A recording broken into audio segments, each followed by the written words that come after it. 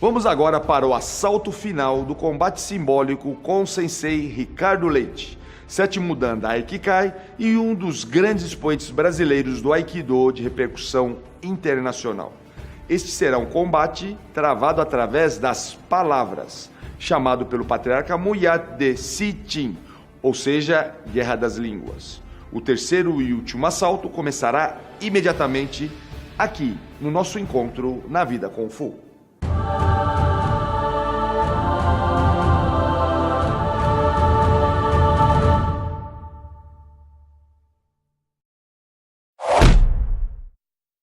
Sensei, obrigado por estar aqui mais uma vez e vamos para o terceiro assalto, quando falaremos sobre a perspectiva sistêmica Bushinkan Aikido. Como foi que surgiu essa ideia de perspectiva sistêmica? A perspectiva sistêmica Bushinkan Aikido surgiu basicamente com a minha experiência com o Otayama Sensei. Quando ele me ensinou a apreciar a espada, eu tive mais de 200 peças na mão, autênticas, originais, com o meu olhar dirigido pelo olhar especializado dele. Eu não tenho capacidade de apreciar a espada tanto quanto, logicamente, um mestre que me orientava, e eu vi riquezas e aprendi e observei como ele apreciava e entendi que tem que ter uma estrutura de apreciação da arte. E a perspectiva sistêmica é uma oferta que eu construí dentro do que já existe no Aikido. Não há uma criação, uma invenção, uma inovação, é uma estruturação de relação para que se aprecie melhor a arte e se localize dentro da arte. Uma rica interpretação sobre o sistema, eu sempre ouvi o Sifu falar do patriarca Moyat. E eu gostaria que o Sifu colocasse essa colocação para poder entender sobre como ele colocava essa questão de sistema no Kung Fu. Quando ele falava sobre Kung Fu sem sistema não é Kung Exato. Fu, e Kung Fu que depende do sistema não é bom Kung Fu. Ou seja, nós temos que sair daquela ideia do método apenas, né? Ou seja, aquela ideia que surgiu na China e foi imensamente popularizada no Japão, que é a ideia do Sao-Poulei, no Japão, Shuhari.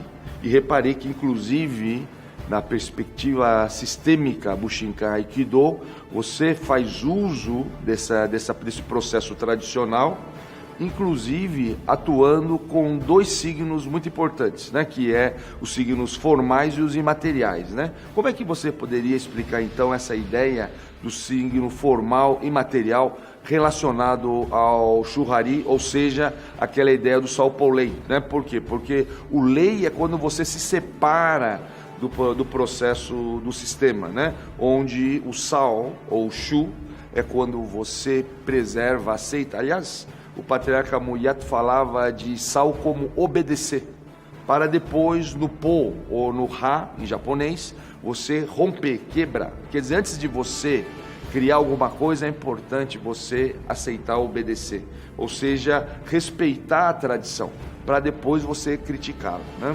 Então eu vejo que tudo isso está muito presente, né, na perspectiva sistêmica da Bushinkan Aikido. Por isso que eu tenho grande admiração por esse processo que você está desenvolvendo. Então, por favor, me coloque um pouquinho sobre essa ideia dos signos, né, e dessa relação com o Shuhari. Isso trata da relação terra, homem e céu, que é um clássico. O próprio Xing, como o Sifu já mencionou em seus trabalhos, alguns gravados. O imaterial, o signo imaterial que eu usei, são os princípios regentes do Aikido, que vai ter que estar necessariamente ali, que é o Aiki, Koki, o Musubi, que traduzir agora, não teremos tempo. Os princípios materiais, ou os signos materiais, é aquilo da forma de praticar. Então, aquilo que vai ter necessariamente que acontecer, sincronizar a movimentação, um atacar, outro defender, que é o Keitori, que isso vai se transitar de um lado para o outro, o Motei-ura, que conforme evoluir, vai não só de frente para trás, como de oculto e manifesto, dependendo do nível que você for trabalhar. E aí que está a questão do Shuhari, que é uma questão importante, que eu vejo dentro do sistema que o Sifu expressa, a questão de você passar de nível, o nível preservar, obedecer Shu, ou Sao em chinês, ele tem aquela questão de sempre preservar. Agora, você pode copiar técnicas sofisticadíssimas, variações sofisticadíssimas, e está sempre no mesmo nível. Quer dizer, não importa que arma, que movimento você está lá.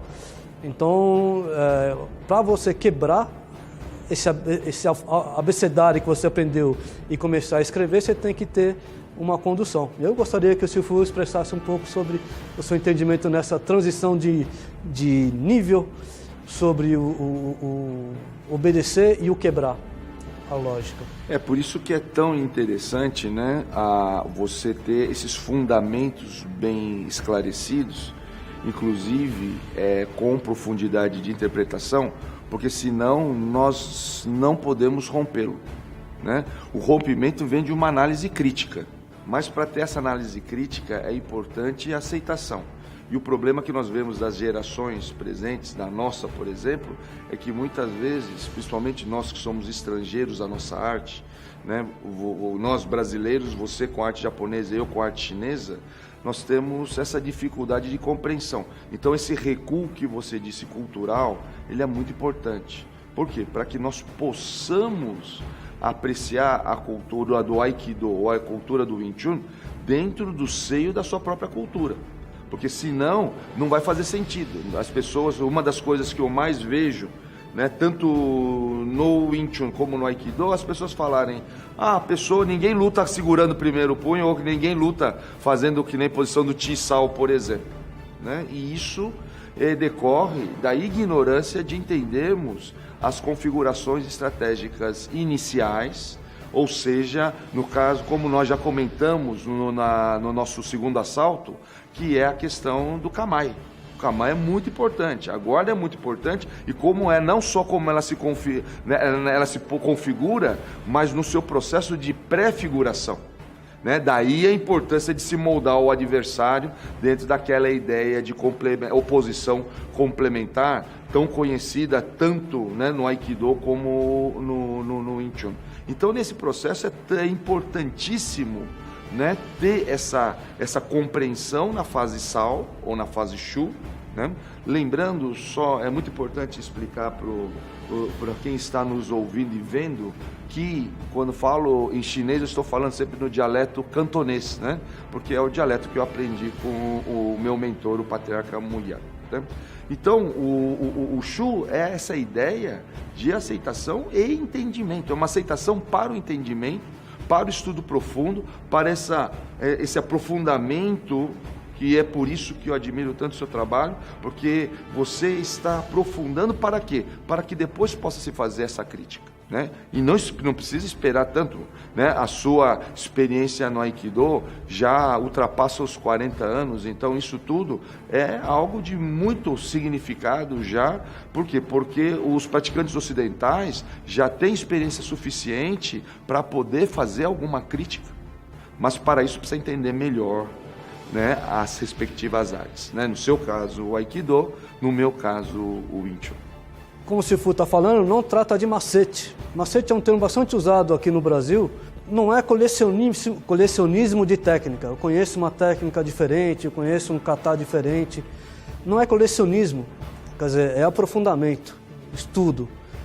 E para isso você precisa ter um apoio sistêmico e um apoio, quanto melhor possível, de mestre, que o conduza e apoie no seu estudo para evoluir de um nível para o outro. No nível Ri, ou Lei, em chinês, é um nível que a gente quer sair da forma. Quer dizer, se você ficar só no macete, na coleção de técnicas, vai ficar nisso, por melhor, mais bonito que seja, espetacular que seja, está no mesmo nível. Então, evoluir, quebrar e transcender, que é para o nível Lei, o Sifu chama de não estruturado, se tem a ideia correta, e o Lei é informal. Quer dizer, no Aikido, pela perspectiva sistêmica que eu coloco, são aqueles princípios de Aiki, Musubi e Kokyu, fluindo por alguém no estágio ou no momento, não que está permanente, mas pelo menos no momento, Ri, em que por intermédio dele, por através dele, se manifeste o Kitai, que é o corpo da energia. Não sei se é assim nível lei, como o Sifu entende. Não, eu concordo plenamente com sua explicação e, aliás, eu até gostaria de encerrar nosso combate com essa mensagem. Por quê? Porque eu acho que essa é a essência da arte, é nós atingirmos todos essa etapa lei, essa fase não estruturada. E assim, não importa se é Aikido, se é o Wing Chun, todos nós seremos artistas marciais.